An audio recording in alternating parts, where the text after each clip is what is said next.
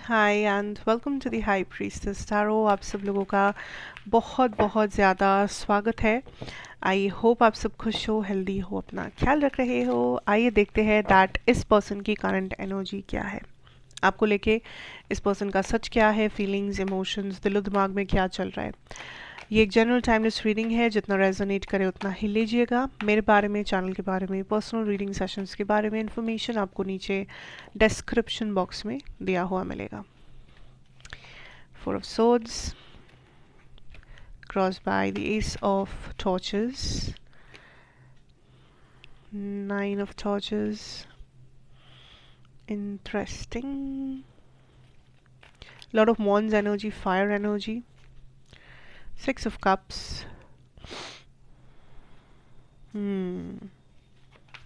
Okay. Nine of Pentacles. Okay. The Emperor. और जो outcome है वो हम लोग लास्ट में देखेंगे। I get it. ये वो पर्सन है जो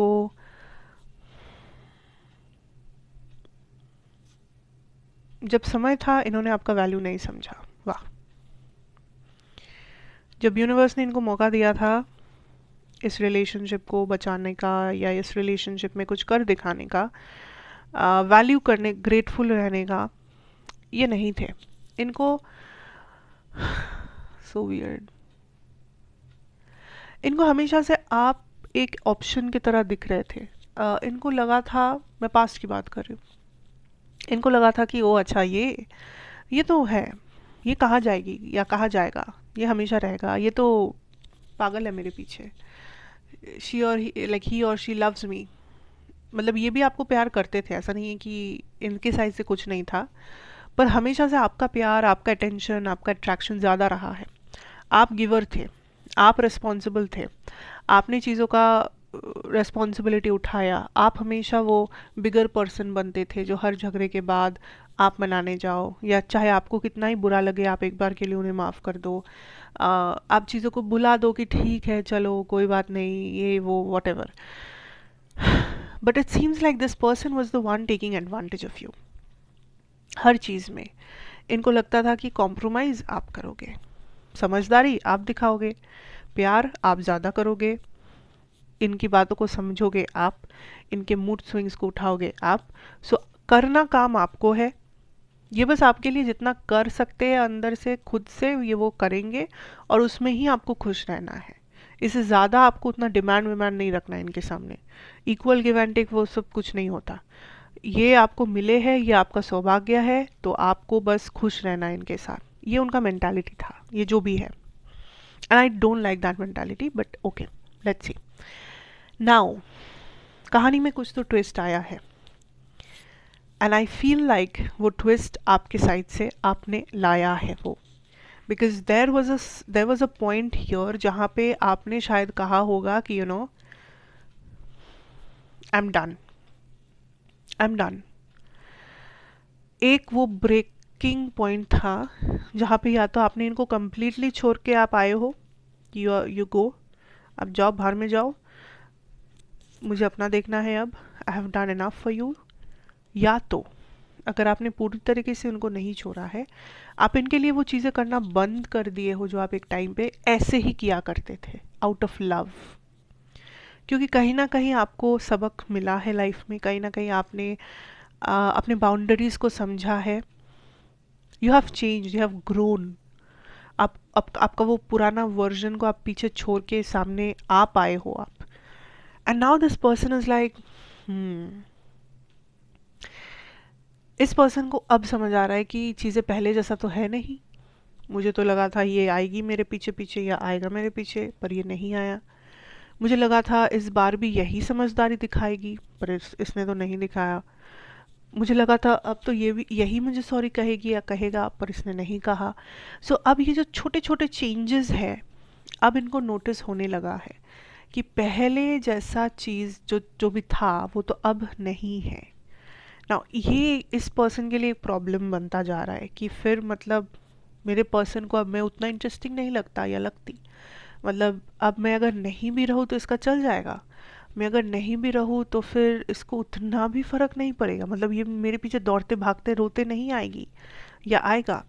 now this person is understanding कि ओके, फिर तो अब हवा टाइट है, मतलब I have to show up, because कहीं ना कहीं लाइक आई सेड, इनके साइड से भी आपके लिए इमोशंस है, अट्रैक्शन है, अटैचमेंट है, ऐसा नहीं है कि ये बस फेक है पूरी, नहीं, इनके साइड से भी है, पर हाँ आपकी साइड से ज़्यादा था।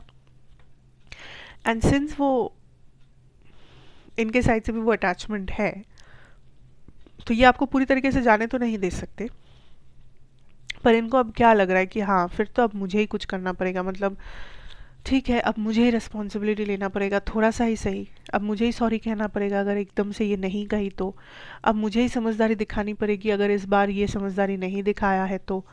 So now this person is buckling up कि जो चीज़ें ये करता था या करती थी अब तो वो नहीं कर रही है, तो अगर रिलेशनशिप को ज़िंदा रखना है तो कुछ भी करके मुझे ही करना पड़ेगा, तो ठीक है, और मेरे पास कोई चारा नहीं है, okay fine let's do, this is what is happening.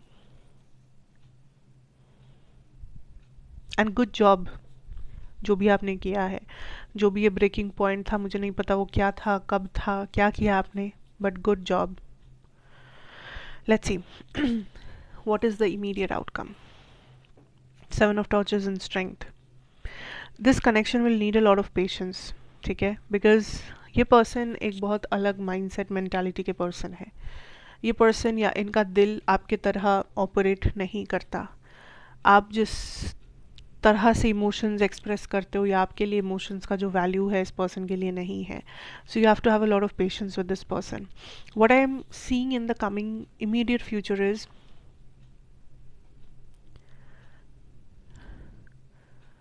कुछ कुछ जगहों में मुझे कॉन्फ्लिक्ट दिख रहा है, किसी टॉपिक पे झगड़ा हो गया, झमेला, बिकॉज अभी तक क्या हो रहा था कि आप बस किए जा रहे थे, आप चुप थे, आपको डर लगता था झगड़ों से, झमेले से, आपको डर लगता था अपने प्रॉब्लम्स को बताने से, कि अगर ये कनेक्शन टूट जाए, अगर ये पर्सन चले जाए, अगर ये हो जाए वो हो जाए।